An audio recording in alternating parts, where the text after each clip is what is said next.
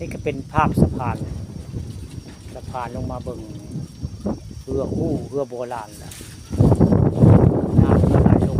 เราก็เดินนี่ตำนานเรือได้200 ปีได้ประวัติ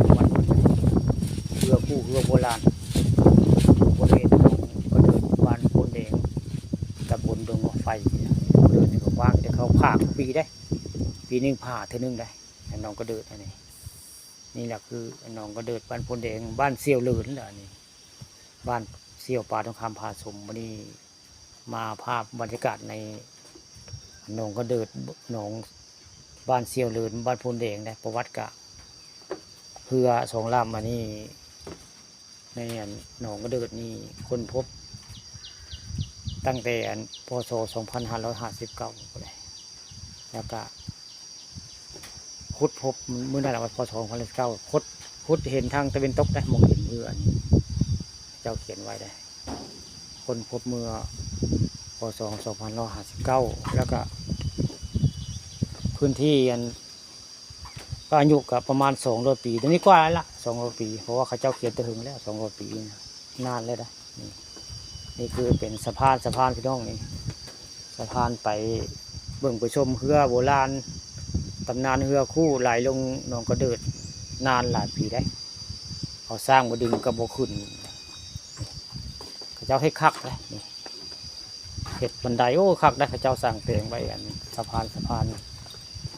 บ้านโพนแดงไปเบิ่งเรือคู่เรือโบราณตำนานเรือล่มเรือไหลลงในหนองกระเดิดประวัติเหิงก็ได้นานหลายปีปลาหลายได้หนองกระเดิดแม่นพาจะเห็นปลากันนี่แหละนี่เขาเจ้าล็อกนี้ไว้เนาะนี่แม่นแนวเอานี่เงินมาวาง20 บาทได้ก็ว่านหัวอาหารปลากันจะขึ้นมาเสียทีแต่น้ำมันขุ่นพี่น้องไม่น้ำใสจะคืออยู่ว่านแล้วก็ปลาก็จะขึ้นมาเบิ่งแล้วนี่แต่เจ้าล็อกไว้ได้ถ้าไม่มีคนมาเนี่ยคือปลาคณะกรรมการมากอะมาเอาเงินมายอดแล้วก็ล็อกไว้อยู่ยังไงนี่จะเห็นปลาขึ้นมาปลาหลาได้หนองกระเดิดวัดพนแดงนี่สามารถแต่เจ้าน้ำใสนี่อู้หินก็โตเลยปลาบ้นใหญ่เลยแต่ละปีเขาเจ้าพาคุปีได้หนองกระเดิดวัดพนแดงเจ้าเห็ดสะพานคักได้นี่แหละคือสะพานยากไปเบิ่งเรือคู่เรือโบราณตำนานเรือไหลลงหนองกระเดิดบ้านโพนแดง200 ปีได้อายุเพิ่นนี่คือเป็นบริเวณวัดพระโพนแดงนะมึงนี่คือวัดพระโพนแดง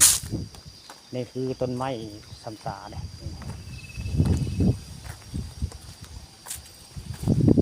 นี่คือเพิ่นเขียนไว้ในพศ 2559